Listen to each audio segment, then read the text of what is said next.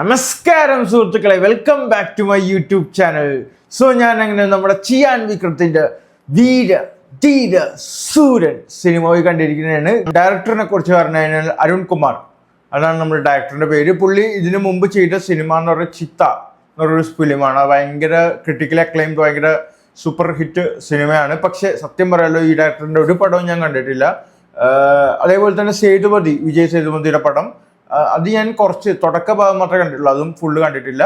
അപ്പോൾ അങ്ങനെയാണ്. അപ്പോൾ സിനിമ ഞാൻ പറഞ്ഞല്ലോ, ഒരു റിയലിസമാണ് സിനിമ മൊത്തത്തിൽ പറഞ്ഞു കഴിഞ്ഞാൽ. നമ്മുടെ ചിയാൻ വിക്രത്തിന്റെ ഒരു റിയലിസ്റ്റിക് പരിപാടിയാണ്. സിനിമ തുടങ്ങുന്നത് തന്നെ വളരെ നൈറ്റാണ്, ഡാർക്കാണ് സിനിമ, രാത്രിയാണ് സിനിമ തുടങ്ങുന്നത്. സിനിമയുടെ കഥാ പശ്ചാത്തലം എല്ലാം ഒരു രാത്രി നടക്കുന്ന കാര്യങ്ങളാണ്. പിന്നെ ഈ സിനിമ എന്ന് പറഞ്ഞൊരു typical Tamil gangster type of kind of movie തന്നെയാണ്. എനിക്ക് അങ്ങനെയാണ് തോന്നിയത്, വേറെ ആൾക്കാർക്ക് വേറെ തോന്നാം, അതാണ് സംഭവം. പക്ഷേ ടിപ്പിക്കൽ ഗാങ്സ്റ്റർ മൂവി എന്ന് പറയുമ്പോൾ ഒരു ലോകേഷ് കനകരാജൻ മാതിരി നിങ്ങൾ ആ ലെവലിൽ ഗാങ്സ്റ്റർ പടം വിചാരിക്കരുത്. ഇതെന്ന് പറഞ്ഞാൽ ഒരു ടൊയോട്ട ഇന്നോവ, അതേപോലെ തന്നെ ഒരു ടൊയോട്ട ഫോർച്യൂണർ ലെവലിൽ അഫോർഡ് ചെയ്യാൻ പറ്റുന്ന ഗാങ്സ്റ്റർമാരുടെ ഒരു കഥ. അപ്പോൾ ഗാങ്സ്റ്ററുടെ കാര്യം പറയുമ്പോഴാണ് ഇതിൽ അഭിനയിച്ചിരിക്കുന്ന പെരിയപ്പൻ എന്ന് പറഞ്ഞൊരു ക്യാരക്ടർ. പുള്ളിയുടെ പേര് പൃഥ്വിരാജ് എന്നാണ്. നമ്മളെ രാജുവേട്ടനല്ല, ഒരു പ്രായമുള്ളൊരു പൃഥ്വിരാജ്, തമിഴില്ല, അതാണ് പുള്ളിയുടെ പേര്. പുള്ളി നൈസായിട്ട് അഭിനയിച്ചിട്ടുണ്ട്, നല്ല ക്യാരക്ടർ, നല്ല മീറ്ററൊക്കെ പിടിച്ച് നല്ല രീതിക്ക് അഭിനയിച്ചിട്ടുണ്ട്. അദ്ദേഹത്തിന്റെ മകനായിട്ടാണ് നമ്മുടെ സ്വന്തം മലയാളത്തിന്റെ താരം സുരാജ് വെഞ്ഞാറമൂട് അഭിനയിച്ചിരിക്കുന്നത്. സുഹൃത്തുക്കളെ, സുരാജേട്ടൻ പൊളിച്ചടുക്കിയ പടം എന്ന് എനിക്ക് പറയാനുള്ളൂ. ശരിക്കും ജംഗൾ പൊളിയാണ് പുള്ളി പൊളിച്ചേക്കുന്നത്. കാരണം പുള്ളിയുടെ ആ ഒരു ഷെയ്ഡ്, പുള്ളിയുടെ ആ ഒരു എന്താ പറയുക മേക്കപ്പ് അല്ലെങ്കിൽ മേക്ക് ഓവർ വളരെ രസകരമായിട്ടുണ്ടായിരുന്നു. അതായത് ഷേവ് മൊത്തം ഷേവ് അല്ല, അതായത് ഡ്രിം ചെയ്ത് താടി മീശയൊക്കെ ഡ്രിം ചെയ്തിട്ടുള്ള ഒരു സെറ്റപ്പ്, നൈസായിട്ട് നല്ല രീതിക്ക് ആ ഒരു ഡയലോഗ് കാര്യങ്ങളൊക്കെ പുള്ളി തന്നെ ഡബ് ചെയ്തേക്കുന്നത്. അങ്ങനെയാണ് പുള്ളി തന്നെ ഡബ് ചെയ്തേക്കുന്നത്, നൈസായിട്ട് ഡബ് ചെയ്തിട്ടുണ്ട്. നല്ലൊരു ക്യാരക്ടർ, വില്ലൻ ക്യാരക്ടർ നൈസായിട്ട് പുള്ളി അഭിനയിച്ചിട്ടുണ്ട്. മാത്രമല്ല പുള്ളിക്ക് ഇത്രയും, എനിക്ക് തോന്നുന്നു ആദ്യമായിട്ടായിരിക്കും ഒരു ഗ്രേ ഷെയ്ഡ് ഇത്രയും ലെവലിലൊക്കെ കിട്ടുന്നത്, അതൊരു തമിഴ് സിനിമയിൽ. ഇതിൽ പുള്ളിയുടെ പെർഫോമൻസുകൾ വേർത്ത് മെൻഷനിങ് ആണ്. കാരണം അദ്ദേഹത്തിൻ്റെ ആ ഒരു നോട്ടം ആയാലും ആ ഒരു സംസാരം, ആ ഒരു ശൈലി കാര്യങ്ങളൊക്കെ കറക്റ്റ് വില്ലൻ, ശരിക്കും വില്ലൻ ആ മൂടാണ് പിടിച്ചിരിക്കുന്നത്. അതേപോലെ തന്നെ ഞാൻ നോക്കുമ്പോൾ എമ്പുരാനിലും പുള്ളി പൊളിച്ചിട്ടുണ്ട്, ഇതിലും പൊളിച്ചിട്ടുണ്ട്. അതായത് അങ്ങനെയല്ല ഏറ്റവും വലിയ സൂപ്പർ സ്റ്റാർ ഒരേ സമയം 2 പടം തിയേറ്ററുകളിൽ കളിക്കണം പുള്ളിയുടെ. അതും രണ്ടിലും, അതിൽ തന്നെ ഈ നമ്മുടെ വീര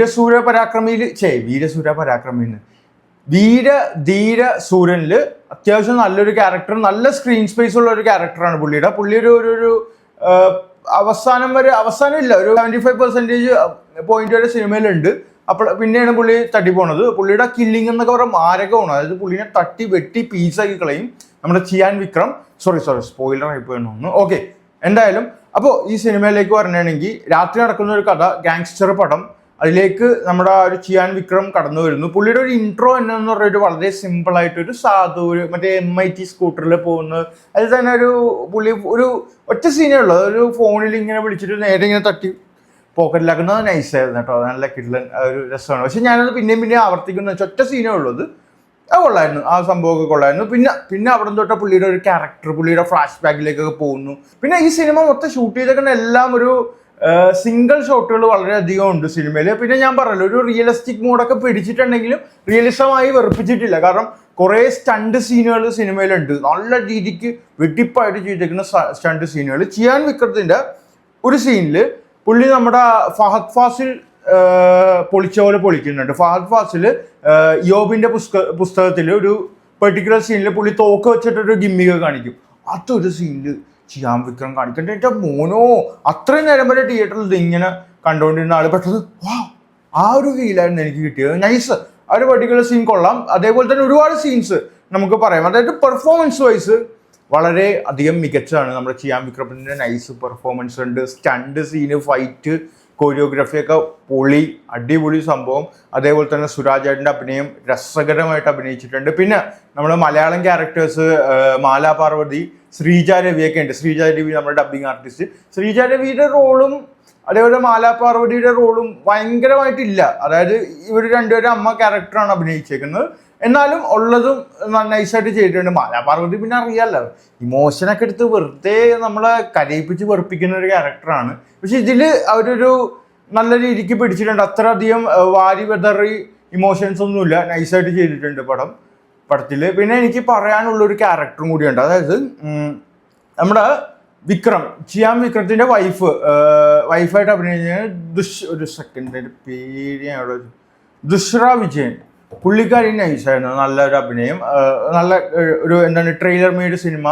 പുള്ളിക്കാരിക്ക് പറ്റിയ റോള്, ചെറിയൊരു emotion scene, husband and wife ഡിങ്കോൾഫി പരിപാടിയൊക്കെ നൈസായിട്ടുണ്ട്, അടിപൊളിയായിട്ടുണ്ട് സിനിമ. ഇപ്പോൾ ഓവറോൾ ഞാൻ പറയുകയാണെങ്കിൽ എനിക്ക് ഈ സിനിമ ശരിക്കും ഒരു ആവറേജ്, എബവ് ആവറേജ് ഒന്നും പറയാനില്ല, എനിക്കൊരു ആവറേജ് ഫീലാണ് നൽകിയത്. കാരണം ഒരു റിയലിസ്റ്റിക് പോലത്തെ സിനിമ, അത്യാവശ്യം സ്റ്റണ്ട് സീന് കാര്യങ്ങളൊക്കെ ഉണ്ട്.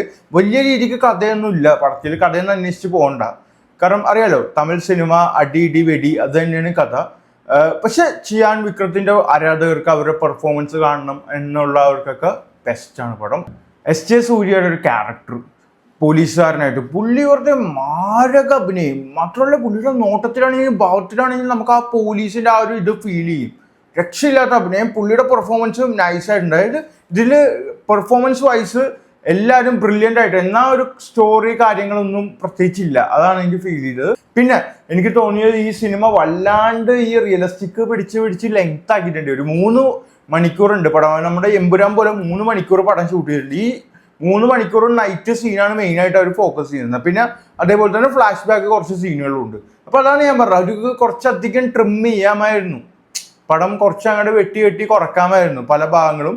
സോ നിങ്ങൾക്ക് സമയമുണ്ടെങ്കിൽ ഞാൻ പറഞ്ഞ ടൈം സ്പെൻഡ് ചെയ്യാനുണ്ടെങ്കിൽ ഓഫ് കോഴ്സ് പോയി ടിക്കറ്റ് എടുത്ത് ധൈര്യമായിട്ട് കാണാവുന്ന ഒരു അടിപൊളി ടിപ്പിക്കൽ തമിഴ് മൂവിയാണ് ധീര സൂരൻ.